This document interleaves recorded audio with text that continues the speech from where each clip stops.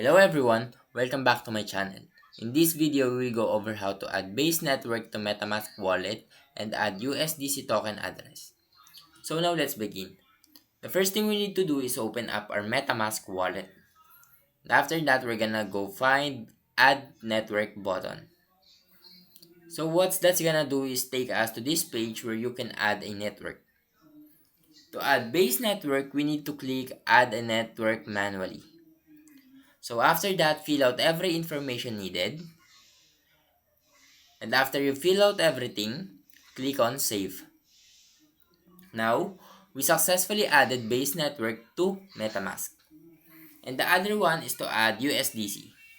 So to do that, what we need to do is click the menu button and find View on Explorer.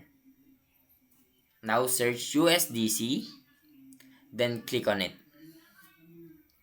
Now copy the link in the contract section and go back to the last page and click on Import Tokens. Click Next and then click on Import. And that's how to add Base network to MetaMask wallet and add USDC token address. So that's everything for this video. If this helped, please leave a like and subscribe.